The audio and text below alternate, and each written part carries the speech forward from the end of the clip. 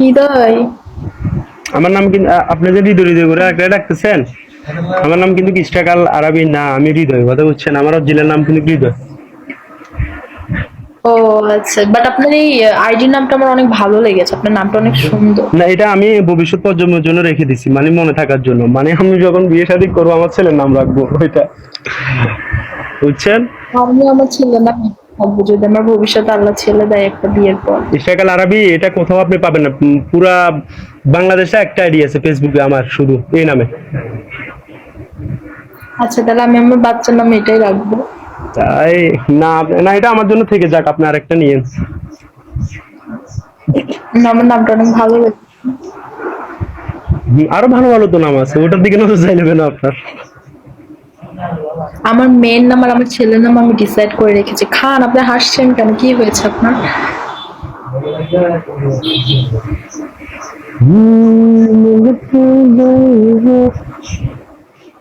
নাম দিচ্ছেন সেই না পাম না রে ভাই, সিরিয়াস। আমার মেয়ের নাম আমি ঠিক করে রাখছি, আমার মেয়ের নাম সিক্রেট, আমি বলবো না আমার মেয়ের নাম। আমারটা আমি বলে দিছি, আপনারটা বলে দেন। না, আমি আমার মেয়ের নাম বলবো না। পাবলিকের সামনে ইনবক্স হইলে বলে দিয়েন। আপনার যেহেতু আমার ছেলের নাম রেখে দিন, আপনার মেয়ে আমার মেয়ে হইলে মনে করেন যখন, তখন আমি ওটা রেখে দিব। আপনি আমার একটা নিছেন, আমি নিব না, এটা কি হইলো? চাকরির কথা বলছি, না, আমি জীবন মেরিন ডিপার্টমেন্টে যদি আসতেছেন বলেন। চাকরির কথা আপনাদের বলছি না, মেরিন ডিপার্টমেন্টে চাকরি আছে, এর বাইরে চাকরি না আমার কাছে। ভাই, আপনি কিসের কাজ করেন? মেরিন ডিপার্টমেন্টে। সেটা কি? শিপে। মেইল তৈরি করে? ধুর, সেটা কি? শিপে শিপে জাহাজ। আচ্ছা, এখানে মেয়েদেরও নেয়? না না, আপনার বাসা কোথায়? Roman, welcome. আমি, আমার বাসা চট্টগ্রাম, আমি এখন ঢাকা নারায়ণগঞ্জ আছি। এখানে একটু ক্লাস করতে, এখানে পড়ালেখা দরকার আছে না। আচ্ছা। সামনে পরীক্ষা দিবে তো, ওই কারণে 1 মাসের জন্য স্টপ, আপাতত চাকরি। 1 মাস পর আবার জয়েন দিব, এটা আর কি। এখন বাসায় বসে আছি তো, কাজ নাই তো, ওই কারণে দিছে। এক বয়ফ্রেন্ডে কল দিচ্ছে আপনারে। গ্রুপে আমার বোনরা কল দিতেছে।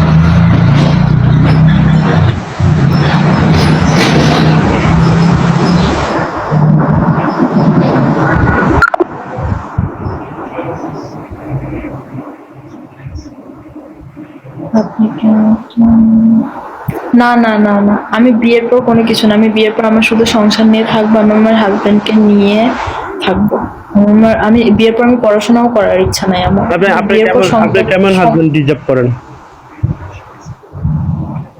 আমার তার থেকে বেশি চাওয়া নাই। মাসে 30,000 টাকা ইনকাম করবে, ওতেই আমার সংসার চলে যাবে আলহামদুলিল্লাহ।